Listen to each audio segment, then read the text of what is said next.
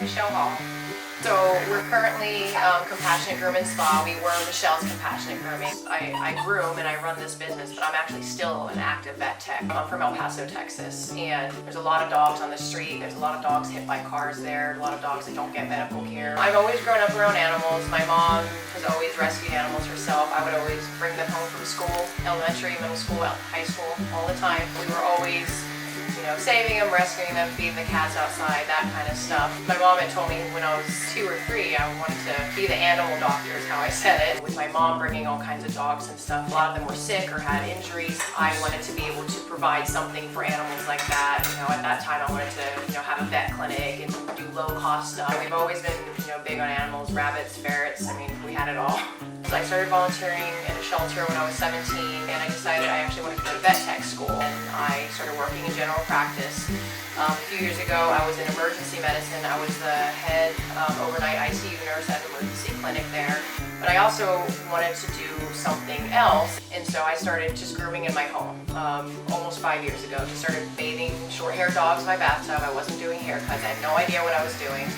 And I started to get a few good clients that are still here today. Actually, Snickers is one of them. I started hearing a lot of the horror stories from corporation groomings of animals getting hurt, fighting, getting killed even, and I wanted to provide something that animals were more comfortable, where people left knowing that they were going to get their pets back and not wondering if something could happen. Because animals can't think for themselves, they can't take care of themselves, they can't tell someone if something has happened, so it's really kind of down to us to make sure that they are treated the absolute best they can and that the owners and the pets have nothing to worry about.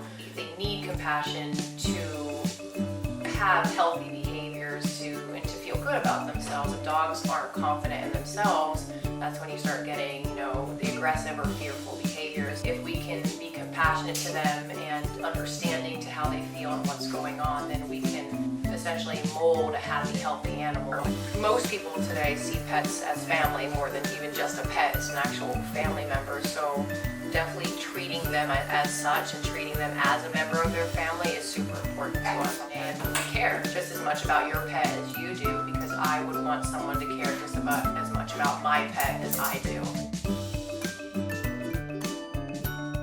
I have, vet techs on staff too, so we have medical background, so we can take the dogs that are sick or have problems. We take the aggressive and the stress and the fearful and the dog that bites. We definitely, I think, go above and beyond, what we are expected to do, which is what our clients really appreciate. So we do things like blueberry facials, and we do hair coloring, non-toxic, of course, nail polish, things that not everyone else does because it's time consuming. The products we sell, I research thoroughly before even stocking them. It would be really nice for people to be like, oh, that's the place I go that my dog has been, kicked out of every other grooming shop. Or we can actually physically change the behavior of a lot of animals that have come into here, and I'd like to be known for that. It often has a lot to do with your purpose and your passion. Yeah, actually, the first thing that just came to my head is just be kind.